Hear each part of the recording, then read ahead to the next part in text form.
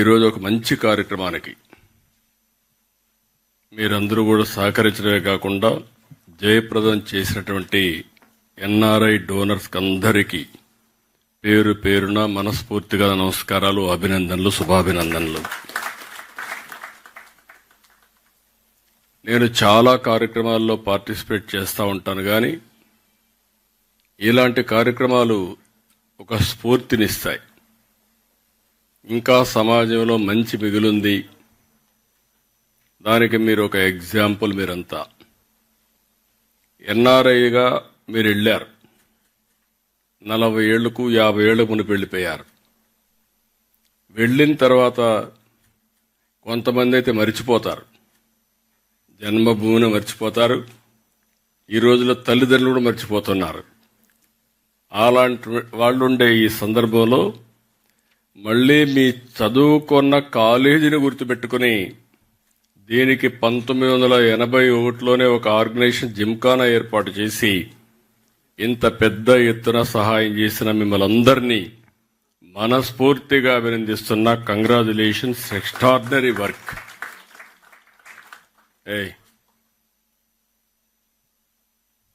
ఇదొక స్ఫూర్తి, ఇదొక పవిత్రమైన కార్యక్రమం. ఇలాంటి పవిత్రమైన కార్యక్రమానికి ఒక స్ఫూర్తిదాయకంగా చేసిన మిమ్మల్ని అందరినీ మనస్ఫూర్తిగా అభినందిస్తున్నా. ఎప్పుడు కూడా మనం బాగుంటేనే చాలదు, మన చుట్టూ కూడా సమాజం బాగుండాలి అనేది మన సంస్కృతి, మన లెగసీ కూడా. ఈ వారసత్వంలో మనం చూస్తే ఎప్పటి నుంచో కొంతమంది ముందుకొచ్చి పాఠశాలలు కట్టారు, ఆసుపత్రులు కట్టారు, దేవాలయాలు నిర్మాణం చేశారు, సత్రాలు కట్టారు, ఆట స్థలాలు ఇలాంటివి ఏర్పాటు చేసి పెద్ద ఎత్తున విరాళాలు ఇచ్చారు. నా లెక్క ప్రకారం కొన్ని దేశాలు చేయించేమో కానీ భారతదేశం యొక్క సంస్కృతి సాంప్రదాయాలు ప్రపంచంలో ఏ దేశంలో లేవని మరొక్కసారి మీ అందరికీ విజ్ఞప్తి చేస్తున్నా. కుటుంబ విలువలు కూడా నేను ఎప్పుడూ మాట్లాడుతూ ఉంటాను. మీరు ఇక్కడి నుంచి అమెరికాకు పోయి కొత్త పాఠాలు నేర్పించారు. అమెరికాలో ఉండే వాళ్ళందరూ 16-18 సంవత్సరాలైతే పిల్లలు బయట వెళ్ళిపోతారు. అక్కడి నుంచి ఎప్పుడన్నా అవసరమైతే తండ్రి కొడుకు డబ్బులు అప్పిస్తాడు, కొడుకు తండ్రికి అప్పిస్తాడు.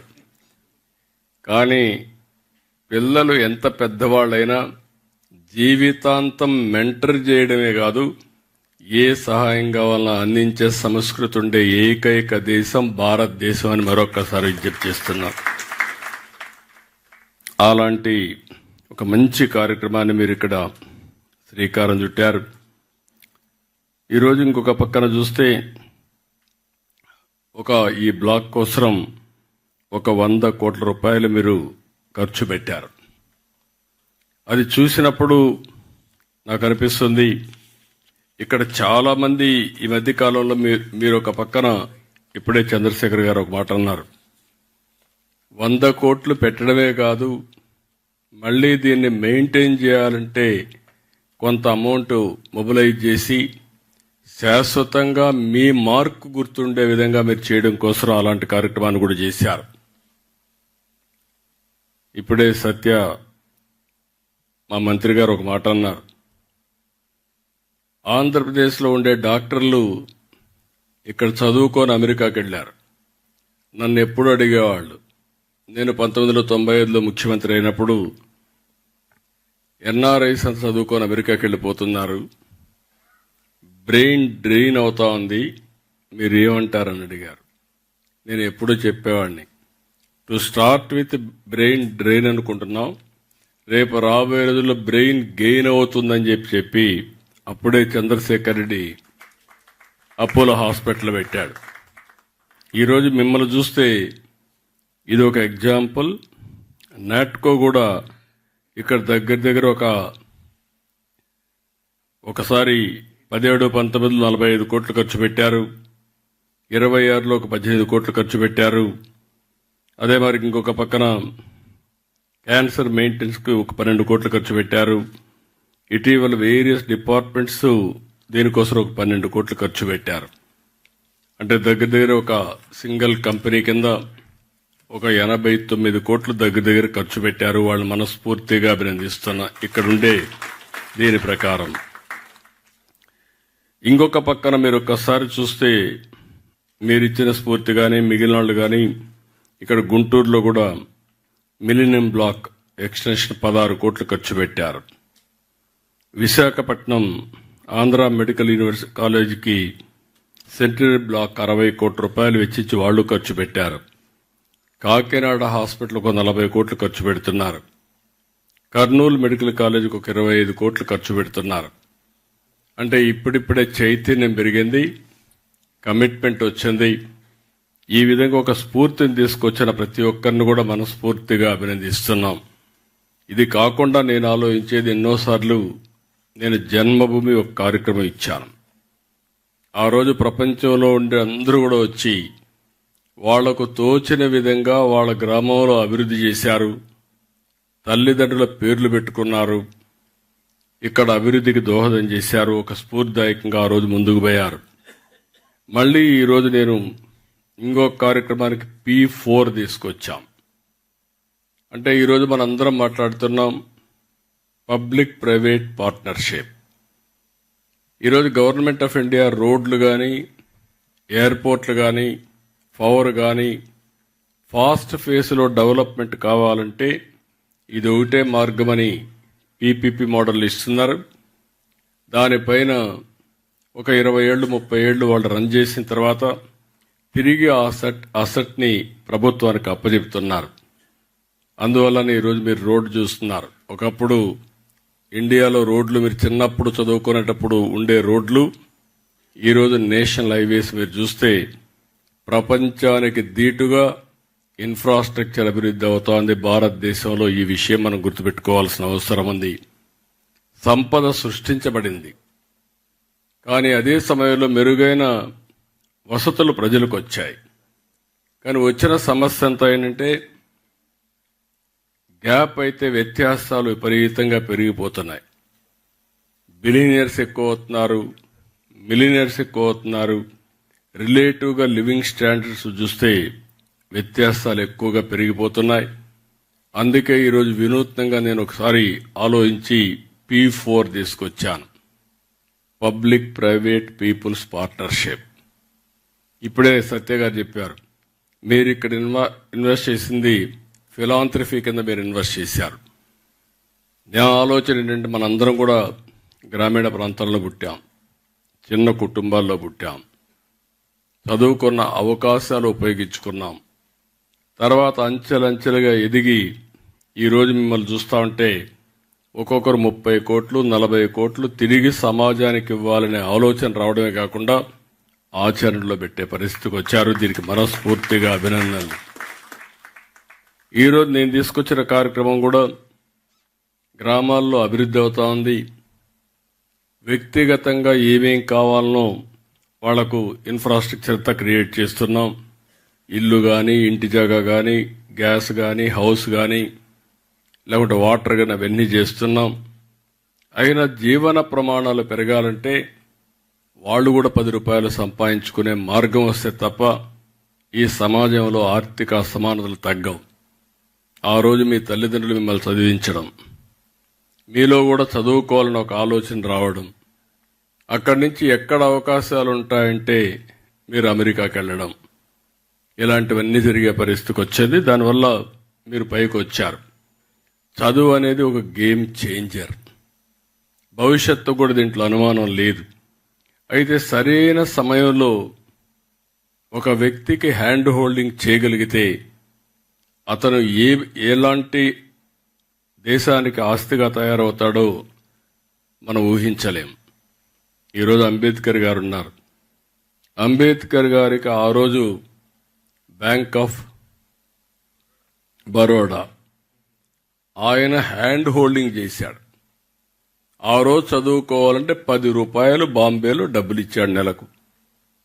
ఆయన చదువుకోవాలంటే లండన్కు పోవాలంటే ఆ డబ్బులు ఫైనాన్స్ చేశాడు.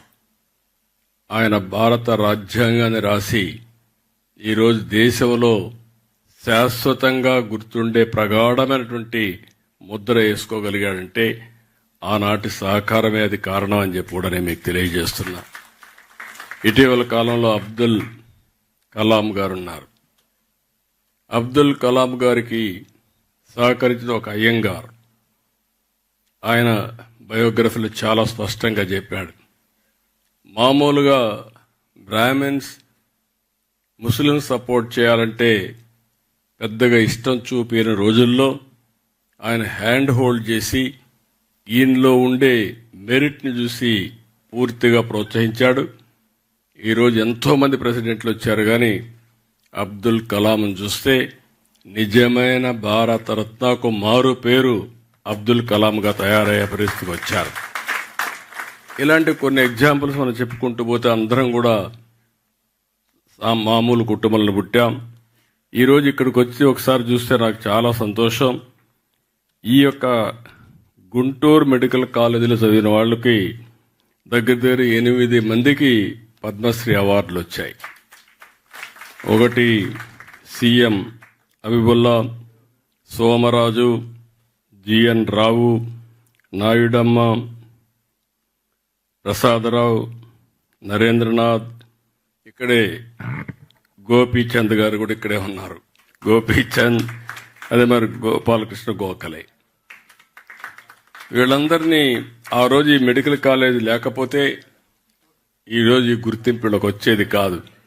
రిచ్ కల్చర్ ఉండే వ్యవస్థ ఈ గుంటూరు మెడికల్ కాలేజ్. నా లెక్క ప్రకారం నాకు కరెక్ట్గా ఐడియా లేదు, కానీ మొట్టమొదటిది మెడికల్ కాలేజ్ మన ఆంధ్ర మెడికల్ కాలేజ్ ఫస్ట్ అయితే మీది సెకండ్ ఉండాలనుకుంటున్నా. అంతేనా? మీది సెకండ్ మెడికల్ కాలేజ్ 1954లో,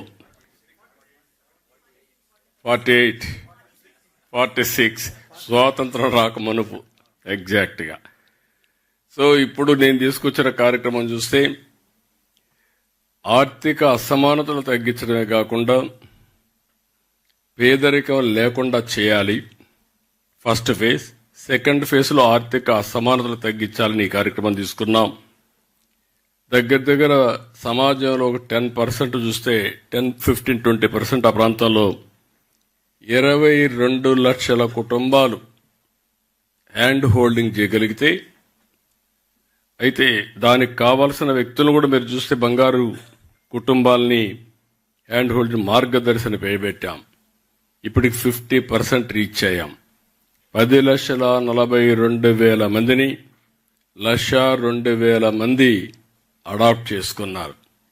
ఎంతవరకు చేస్తారు నేను ఇంకా ఇది చేస్తున్నా. ఇది కానీ జరిగితే నిరంతరం ఆర్థిక అసమానతలు తగ్గించే వ్యవస్థకు మనం శ్రీకారం చుట్టాలి.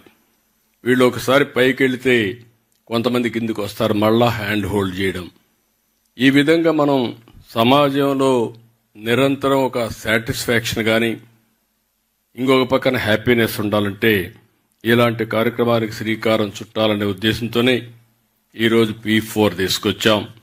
దీనికి కూడా మిమ్మల్ని అందరినీ రిక్వెస్ట్ చేస్తున్నా, ఎంతమంది వీలైతే అంతమంది మీరు కూడా ముందుకు రావాల్సిందిగా మిమ్మల్ని అందరినీ కోరుకుంటున్నా.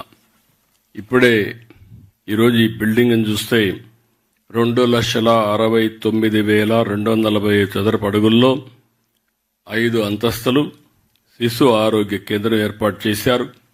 600 బెడ్లు ఈ బ్లాక్లో ఉన్నాయి. ప్రసూతి విభాగం 300 బెడ్లు, పీడియాట్రిక్స్ 200, NICU, SICU, PICU వంటి విభాగాలు మిగిలిన బెడ్లున్నాయి.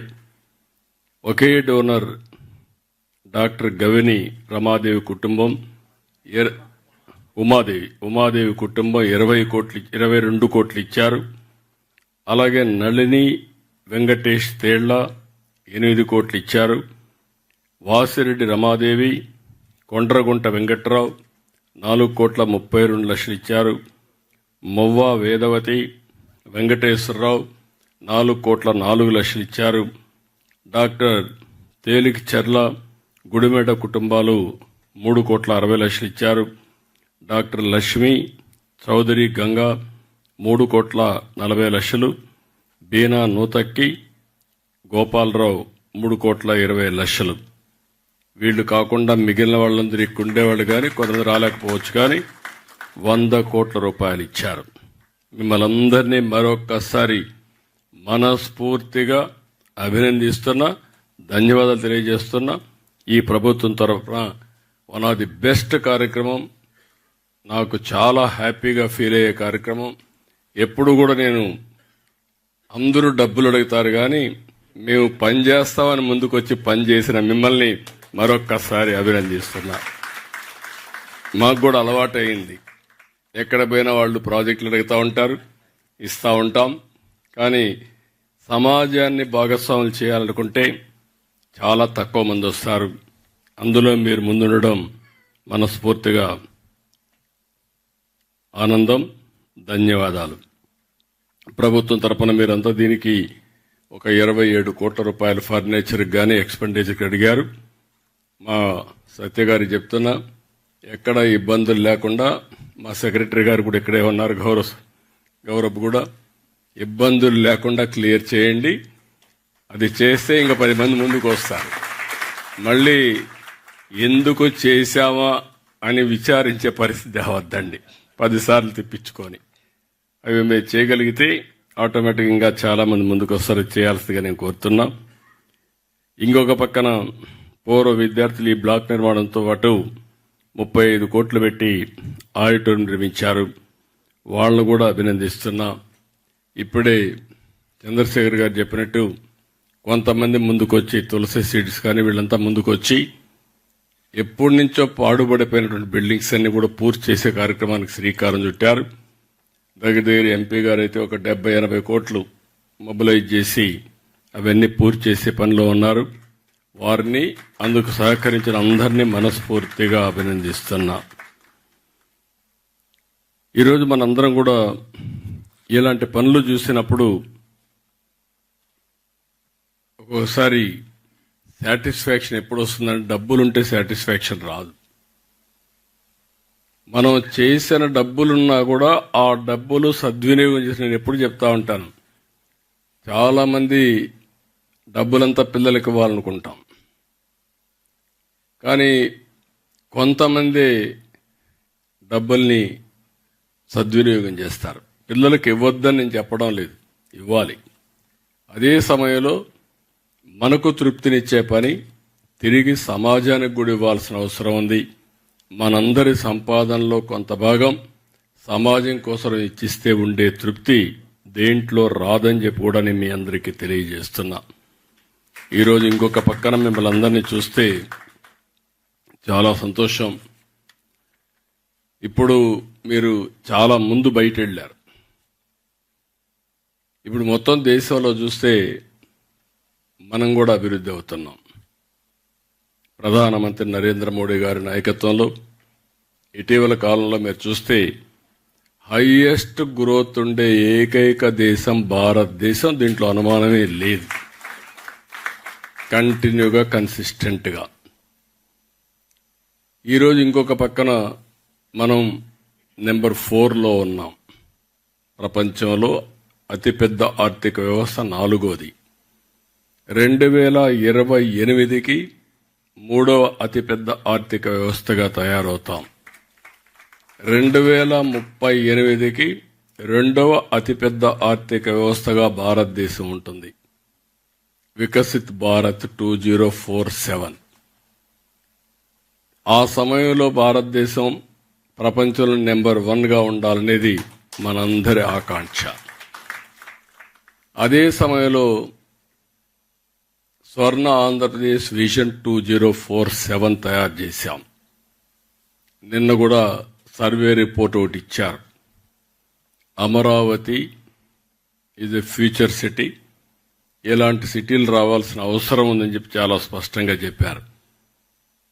నేను ఓసారి భగవంతుడు కొన్ని అవకాశాలు ఇస్తూ ఉంటారు కొంతమందికి. ఆ రోజు నేను హైదరాబాద్, సికింద్రాబాద్ 2 నగరాలు ఉండేటివి. ఆ రోజు ఆలోచించి సైబరాబాద్ నగరం రావాలి, నాలెడ్జ్ ఎకానమీకి చిరునామాగా తెలుగువారు ఉండాలనే ఉద్దేశంతో సైబరాబాద్ నగరాన్ని ఏర్పాటు చేశాం. ఇటీవల ఆ city highest per capital income తెలంగాణకు వచ్చే పరిస్థితికి వచ్చింది. ఈరోజు మళ్ళీ విభజన జరిగిన తర్వాత అమరావతి నిర్మాణానికి శ్రీకారం చుట్టాం. కొంతమంది ఎప్పుడూ అంటారు, అనవసరంగా ఒక 100 ఎకరాలు తీసుకొని ఒక బిల్డింగ్ కట్టి సరిపోతుంది సెక్రటరియట్ అని. కట్టచ్చు, లేకపోతే మున్సిపల్ కార్పొరేషన్లో ఒక బిల్డింగ్ ఉంటే దాంట్లో కూడా తీసుకొని పెట్టచ్చు.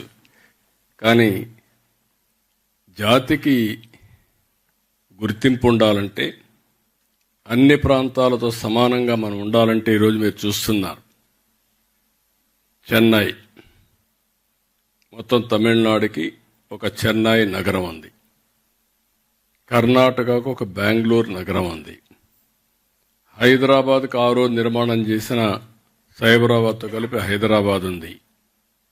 ఆంధ్రప్రదేశ్ను మళ్ళీ మనం ఒక చిన్న నగరంగానూ వదిలిపెడితే ఆర్థిక వ్యవస్థలో వెనకబడతామనే ఉద్దేశంతోనే హైదరాబాద్ కంటే మెరుగైన నగరాన్ని కట్టాలని, అది brown field, Amaravati green field city.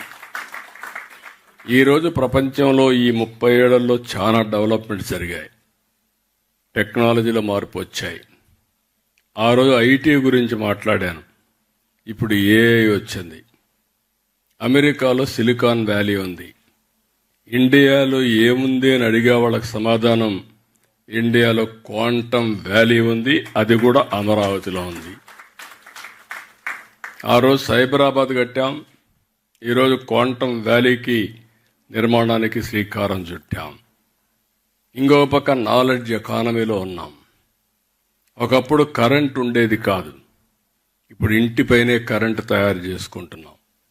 మీరు ఇక్కడ బిల్డింగ్ ఇచ్చారు, పైనంతా మీరు కానీ సోలార్ పెడితే కరెంటు కూడా మీరే ఇచ్చేట అవుతుంది. ఆ స్టేజ్కి వచ్చేసాం. అంటే సింపుల్ అడిషన్స్ ఇవన్నీ. నేను అందుకే కొత్త కాన్సెప్ట్ తీసుకొచ్చాను, ప్రొజ్యూమర్ అని. నాకు బాగా జ్ఞాపకం, 1999 కరెంటు లేని పరిస్థితి. అసెంబ్లీలో గంటల తరబడి కరెంటు గురించి మాట్లాడేవాళ్ళు. పొలాలు ఎండిపోయేటివి, అసెంబ్లీ జరగనిచ్చేవాళ్ళు కాదు. నేను అసెంబ్లీ అడ్జర్న్ చేసి పొలం చూసి వచ్చిన తర్వాతనే అసెంబ్లీ జరగనిచ్చేవాళ్ళు. ఇలాంటి సందర్భాలన్నీ చూశాను. అప్పుడే పవర్ సెక్టర్ రిఫార్మ్స్ తీసుకొచ్చా. 2004కి పవర్ షార్టేజ్ లేకుండా చేశాం, కానీ ఉండే పవర్ పోయింది, అధికారం పోయింది. హార్ష్ డెసిషన్ తీసుకున్నామని. కానీ పర్వాలేదు, ఈరోజు దేశంలో మీరు ఒకసారి చూస్తే పవర్ సెక్టర్లో నెంబర్ 1గా భారతదేశం ఉండడం గర్వకారణం అని చెప్పి కూడా నేను మీకు తెలియజేస్తున్నాను. తర్వాత రిఫార్మ్స్ అన్ని రాష్ట్రాల్లో వచ్చాయి. ఈరోజు అమెరికాలో కూడా మీకు 4 గ్రిడ్లు ఉన్నాయి. ఒక గ్రిడ్కి సంబంధం లేదు.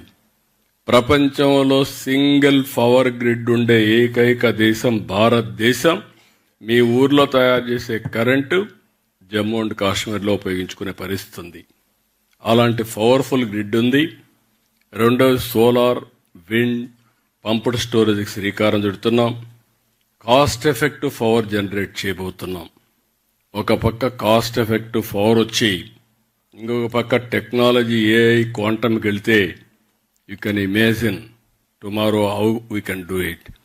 దానికి నాంది పలుకుతున్నాం. అందుకే నేను మిమ్మల్ని అందరినీ కోరుతున్నా, మీరు అమెరికాలో మీరుండి అక్కడ ఇది చేశారు. నాయకులు ఏ విధంగా ఉంటారో నేను ఎక్కువ చెప్పక్కర్లేదు. ప్రజాస్వామ్యాల్లో ఓసారి 1924 చాలా అవస్థలు పడ్డాను. ఇక్కడ ఒక నాయకుడు మొత్తం ఈక్వేషన్స్ మొత్తం మార్చేయగలుగుతారు. అలాంటివన్నీ అయిపోయినాయి. ఇప్పుడు నేను మిమ్మల్ని కోరేది, ఫైనల్గా అమరావతిని, మీరు పుట్టినటువంటి ఈ గుంటూరు రాను రాను మీరే చూస్తారు. ఇంకొక 10 సంవత్సరాలు 15 సంవత్సరాల్లో this will be different place all together. Amaravati అంటే ఒక పక్కనే ఉండదు. ఈ Amaravati will be covered Vijayawada corporation, Guntur corporation plus Mangalagiri corporation, ఇవన్నీ కవర్ అయ్యి ఔటర్ రింగ్ రోడ్ అనేది గుంటూరు కవతల వస్తుంది. దగ్గర విజయవాడ కవతల, ఇంకా దూరంగా ఎయిర్పోర్ట్ కవతలు వచ్చే పరిస్థితి వస్తుంది.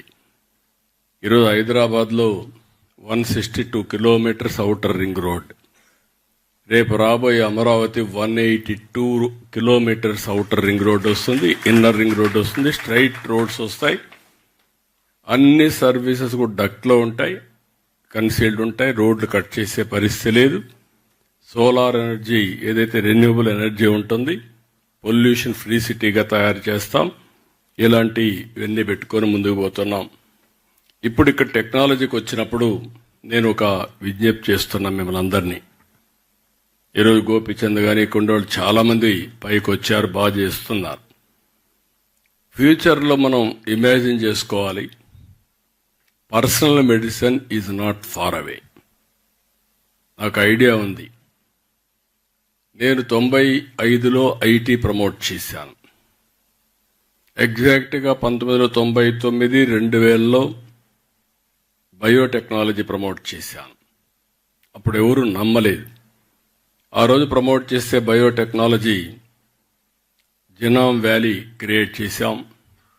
ఒక 1200 ఎకరాలు 1500 ఎకరాలు ల్యాండ్ ఇచ్చాను, ప్రైవేట్ పీపుల్ పెట్టాం. కడాన మీరు చూస్తే మొన్న కోవిడ్ వస్తే కోవిడ్ వ్యాక్సిన్ మ్యానుఫ్యాక్చర్ చేసింది భారత్ బయోటెక్, జినామ్ వ్యాలీ నుంచి తయారు చేసే పరిస్థితికి వచ్చారు. మన ప్రధానమంత్రి గారు ఒక 100 దేశాలకి ఫ్రీగా వ్యాక్సిన్ సరఫరా చేసే పరిస్థితికి వచ్చారు. అంటే ఆ రోజు చేశాం కాబట్టి ఈరోజు మనకు అందుబాటులో వచ్చే పరిస్థితి వచ్చింది. ఇప్పుడు నేను మిమ్మల్ని కోరేది కొత్త ప్రాజెక్ట్ ఒకటి తీసుకొచ్చాం, Sanjeevani. You are all aware, Indian mythology. లక్ష్మణుడు మూర్ఛపోయినప్పుడు బతికించుకోవాలంటే ఏం చేయాలని ఆలోచిస్తే ఒకటే మార్గం, సంజీవని మొక్క కావాలని. హనుమంతుడు పోయి సంజీవని మొక్క తెలియకుండా పర్వతాన్ని తీసుకొస్తే అందులో నుంచి మొక్క తీసుకొని ట్రీట్మెంట్ ఇస్తే లక్ష్మణుడు బతికాడు, మూర్ఛ నుంచి బయట వచ్చాడు. అది చరిత్ర. ఈరోజు నేను ఆలోచించేది, టెక్నాలజీ వచ్చింది కాబట్టి ప్రపంచంలో ఉండే నాలెడ్జ్ అంతా పేషెంట్ డోర్ స్టెప్ దగ్గరికి తీసుకుపోవాలనే ఉద్దేశంతోనే సంజీవని ప్రాజెక్టుకి శ్రీకారం చుట్టాం. బిల్ గేట్స్ ఫౌండేషన్ తరపున గేట్స్ ముందుకు వచ్చాడు. నేను పూర్తిగా సహకరిస్తాను. టెక్నాలజీ నాలెడ్జ్ కూడా నేను తీసుకొస్తాను. మీరు ఒక పైలట్గా చేయమని అడిగాడు. I'm very proud. ఒక నియోజకవర్గం ముందు ప్రూఫ్ ఆఫ్ కాన్సెప్ట్ తయారు చేశాం. ఒక 70,000 మంది క్లినికల్ టెస్ట్లు కూడా చేశాం. అదే మరి ఆల్ మెడికల్ ప్రాక్టీషనర్స్ అందరినీ ట్రైనింగ్ చేశాం. అందరిని ఆన్లైన్లో పెట్టాం. చిత్తూరు జిల్లా స్కేలింగ్లో ముందుకు తీసుకొచ్చాం. ఈ 2026, 28 జిల్లాలు పూర్తిగా సంజీవని ప్రాజెక్ట్ని డిజిటల్ హెల్త్ రికార్డ్స్ క్రియేట్ చేయడమే కాకుండా మాకు దగ్గర 72 లక్షల మంది వల్నరబుల్ పేషెంట్స్ ఉన్నారు. ఆ డేటా అంతా తీసుకుంటున్నాం, క్లినికల్ టెస్టులు చేస్తున్నాం, డయాగ్నోసిస్ ప్రొఫైల్ మొత్తం పెట్టి ఎవరెవరు హైపర్ టెన్షన్ ఏంటి, లేకపోతే డయాబెటిక్ ఏంటి, లేకపోతే cancer, neuro problem, various problems ఆలోచిస్తున్నాం. దీని మీద మీ నాలెడ్జ్ కూడా తీసుకొని ప్రివెంటివ్ హెల్త్, క్యూరేటివ్ కింద cost effective, real time monitoring data ఉంటే వండర్స్ చేయొచ్చు. ఈరోజు ఆల్ కార్పొరేట్ హాస్పిటల్స్ అన్నీ కూడా మనం ఆలోచిస్తే 5 స్టార్ హోటల్స్ కంటే మించిపోయినాయి. ట్రీట్మెంట్ ఖర్చు కంటే రూమ్ ఖర్చు ఎక్కువ అవుతా ఉంది. వాళ్ళు ఎక్కువగా ఉండాల్సిన అవసరం లేదు. అందుకని నేను ఆలోచించేది, ఎవరైనా పేషెంట్ ఇంటి దగ్గర ఉంటే మనం ఎప్పటికప్పుడు హెల్త్ కండిషన్ మానిటర్ చేస్తూ ఎప్పుడు అవసరమైతే అప్పుడు 1/2 అవర్లో వాళ్ళు లిఫ్ట్ చేసే పరిస్థితికి వస్తాం. ఇప్పుడు ఎయిర్ అంబులెన్స్లు వస్తున్నాయి. రేపు తొందరలోనే మన దగ్గర అయితే ఏదైతే మీరు కొత్తగా ఒక ఇది తీసుకున్నాం, డ్రోన్ తీసుకున్నాం, ఒక డ్రోన్ సిటీ పెట్టాం. 26లోనే డ్రోన్ అంబులెన్స్ కూడా ఇంటిగ్రేట్ చేయాలనుకుంటున్నాం. ఒకవేళ రేపు ఎవరన్నా కానీ ఇక్కడికి వస్తే ఇమ్మీడియట్గా ఇక్కడి నుంచి బెటర్ హాస్పిటల్కి షిఫ్ట్ చేయాలంటే ఈ మిద్దిపై నుంచే డ్రోన్లు దేశపోయే పరిస్థితి వస్తుంది. దానికి కూడా శ్రీకారం చుడుతున్నాం. ఇలాంటి వినూత్నమైన ఆలోచనలు వచ్చినప్పుడు నేను మిమ్మల్ని ఒకటే కోరుతున్నా, మీరు ఎన్ఆర్ఐస్, నాలెడ్జ్ ఉంది. ఇప్పుడు distance is not the constraint. మీరు వర్చువల్గా గైడెన్స్ ఇవ్వచ్చు, ఫిజికల్గా వచ్చినప్పుడు ప్రాక్టీస్ చేయొచ్చు. That will give. ఇప్పటికీ డబ్బులు ఇచ్చారు 100 కోట్లు. మిమ్మల్ని అభినందిస్తున్న మరొకసారి. భవిష్యత్తులో మీరు చదువుకున్న కాలేజీతో శాశ్వతంగా మీరు అసోసియేట్ కావాలి అనుకుంటే మీరు ఇక్కడికి వచ్చి పేరెంట్స్ చూసుకుంటూ ఒక 4 రోజులు ఇక్కడ ఉండండి. మీ అమెరికా కంటే బెటర్ సిటీగా తయారు చేసే బాధ్యత మేము తీసుకుంటాం. అది బెస్ట్ సిటీగా తయారవుతుంది. అందులో కూడా పొల్యూషన్ లెవెల్స్ అన్ని కంట్రోల్ చేస్తాం. స్టాండర్డైజేషన్ అన్ని వచ్చేస్తున్నాయి. ఒకప్పుడు మీరు అమెరికాకి ఎందుకు వెళ్ళారంటే అక్కడ పోతే అవకాశాలు ఎక్కువ ఉంటాయి, ఇబ్బందులు ఉండవని వెళ్ళారు. ఈరోజు అక్కడ ఇబ్బందుల కంటే నేను ఒకటే హామీ ఇస్తున్నా, ఎవ్రీథింగ్ రియల్ టైమ్ ఆన్లైన్. 800 సర్వీసులు ఈరోజు ప్రభుత్వం ఆన్లైన్లో పెట్టేశాం. మీరు బిల్డింగ్ పర్మిషన్ కావాలన్నా, ఏ పని కావాలన్నా ఎక్కడికి పోయే పని లేదు. మోస్ట్ ఆర్గనైజ్డ్ అడ్మినిస్ట్రేషన్ వచ్చింది. అందులో ఒకవేళ ఎవరికైనా తెలియకుండా చెప్పలేకపోతే అంటే రాయలేకపోతే వాళ్ళు చెప్పితే దాన్ని ఆర్టిఫిషియల్ ఇంటెలిజెన్స్ కన్వర్ట్ చేసి ఆ పని చేసి మళ్ళీ అతనికి ఇన్ఫార్మ్ చేసే మెకానిజం తీసుకొస్తున్నాం. కాబట్టి ఇలాంటివన్నీ వస్తాయి. కాబట్టి మీరు కూడా రాబోయే రోజుల్లో వచ్చి ఇక్కడ పేషెంట్ని ట్రీట్ చేయడం, లేకుంటే వర్చువల్గా ట్రీట్ చేయడం, అది కూడా మీరు ఎప్పుడు మీరు ఫ్రీగా ఉంటే 1 గంట 2 గంటలు పేషెంట్ ట్రీట్ చేసి కూడా పెట్టుకోగలిగితే ఈ వర్చువల్గా ఉపయోగపడతాయి. ఇలాంటి వినూత్నమైన కార్యక్రమాలకు శ్రీకారం చుట్టినప్పుడు మీరందరూ ముందుకు రావాల్సిందిగా మరొక్కసారి మిమ్మల్ని అందరినీ కోరుతున్నా.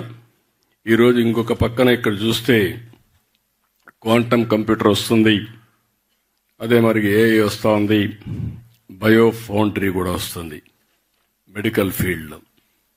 మీరు ఈ బయో ఫౌండరీకి లేకుంటే ఇంకా మిగిలిన లేటెస్ట్ టెక్నాలజీస్ ఏవి ఉన్నాయో అవన్నీ కూడా మీరు అనలైజ్ చేసుకొని రాగలిగితే అవన్నీ అమలు చేయడానికి కానీ డెమాన్స్ట్రేట్ చేయడానికి అమరావతి ది బెస్ట్ ఏరియా అని చెప్పి మరొకసారి తెలియజేసుకుంటూ ఈరోజు ఇక్కడికి వచ్చిన మిమ్మల్ని అందరినీ మనస్ఫూర్తిగా అభినందిస్తూ వన్ ఆఫ్ ది బెస్ట్. ఎందుకంటే నాకు ఎప్పుడు కూడా చాలా పనులు చేస్తూ ఉంటాను, కానీ ఇలాంటి పవిత్రమైన కార్యక్రమాలకు వచ్చినప్పుడు నాకుండే సాటిస్ఫాక్షన్ ఏ కార్యక్రమంలో ఉండదు. That is I'm very happy. One of the best కార్యక్రమానికి మీరు శ్రీకారం చుట్టారు.